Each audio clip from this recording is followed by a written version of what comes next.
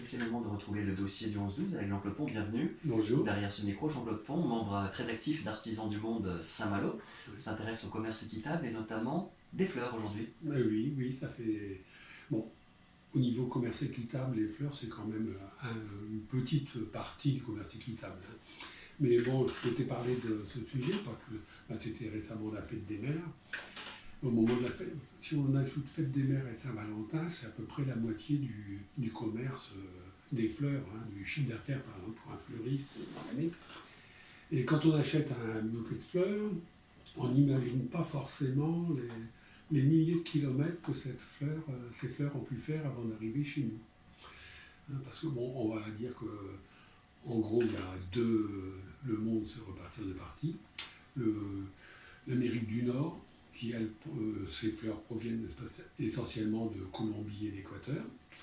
Et puis en gros, pratiquement le reste du monde, c'est-à-dire l'Union européenne, la Russie, et même maintenant la Chine, s'approvisionne par le canal de la Hollande. C'est la Hollande qui est vraiment le leader de la fleur. Et pas que les tulipes.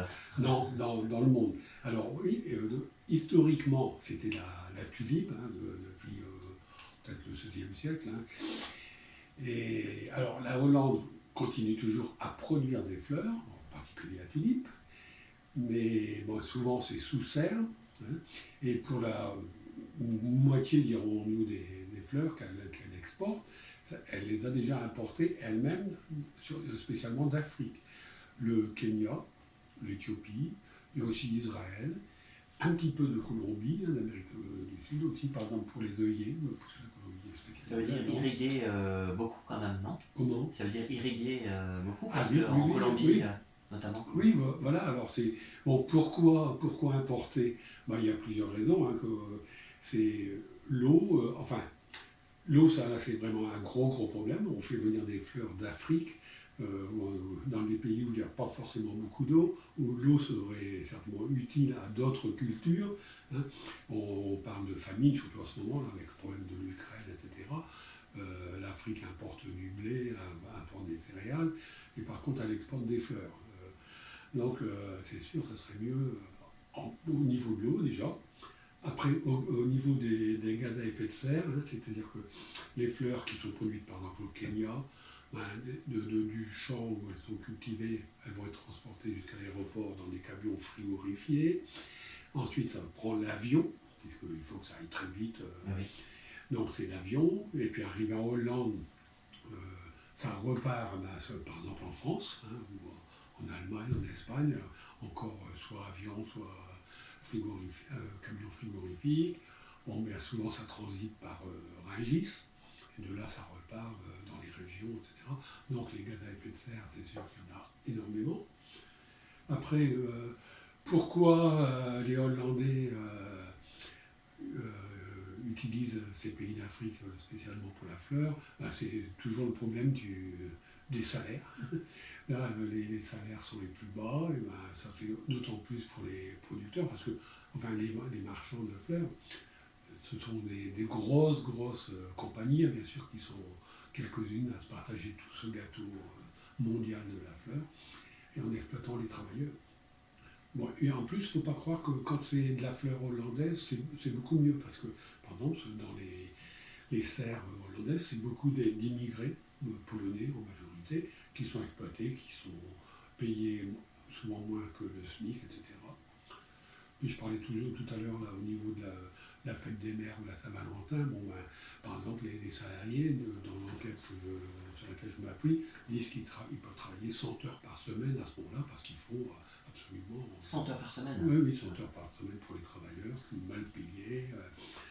Voilà. Bon, après aussi, pourquoi en Afrique, la production de fleurs, en Afrique ou en Amérique du Sud, le climat, c'est-à-dire qu'on est sûr d'avoir un climat toujours assez chaud, assez stable tout au long de l'année, bon, ce qui n'est pas évident en Hollande, puisque là, il faudra avoir recours aux serres, donc voilà, les principaux... Après, oui, un autre point que je signale dans les fleurs, ce qu'on ne sait pas toujours, c'est qu'il y a plein de pesticides. C'est-à-dire que la nourriture en Europe, c'est très réglementé, très surveillé pour qu'il n'y ait pas de pesticides, surtout des pesticides interdits. Mais dans les fleurs, ça c'est un marché qui échappe encore à ce type de contrôle. Donc quand on analyse des fleurs, on s'aperçoit qu'il y a la plupart contiennent des traces de pesticides, voire de pesticides interdits. Donc ça veut dire que les travailleurs ont manipulé ça régulièrement. Et il y a eu des enquêtes aussi pour montrer que les fleuristes eux-mêmes manipulent les fleurs à longueur d'année et que aussi peuvent être atteints par ces pesticides. Alors les solutions, ça serait d'acheter des fleurs françaises, spécialement des fleurs fabriquées dans des petites entreprises, des fermes familiales travaillant en agro-agriculture, disons-nous. Alors ça, j'en ai déjà vu, mais trouver des fleurs avec un label certifiant qu'elles sont de France, c'est pas très très courant. Il y a aussi les fleurs labellisées commerce équitable. Max Havelaar décerne un label à certaines fleurs. Alors c'est pareil, ça existe.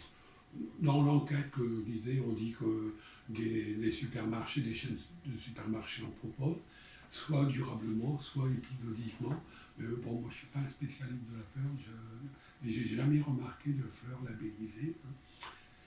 Donc, encore une fois, là, ça sera aux consommateurs aussi de faire pression. Si les consommateurs étaient exigeants par rapport à la provenance de leurs fleurs, ça pourrait peut-être inciter tout ce circuit à... Il y a moyen de revoir ça à l'OMC, non de cette organisation? Oui, c'est sûr, c'est au niveau politique aussi. Je dis, bon, toujours, il y a les consommateurs d'un côté qui peuvent faire pression sur les fabricants, sur les commerçants, et puis après, c'est les politiques, c'est-à-dire au niveau de l'OMC, au niveau de l'ONU, au niveau de l'Europe, faire qu'il y ait des standards, qu'il y ait des réglementations, et voilà. Ben, merci beaucoup pour cette sensibilisation, Jean-Claude Pont, à la production des fleurs. Oui. Et on vous dit, si vous le voulez bien, à la semaine prochaine. Oui, sans problème. On fait comme ça. Merci. À très bientôt. Au revoir. Jean-Claude Pont.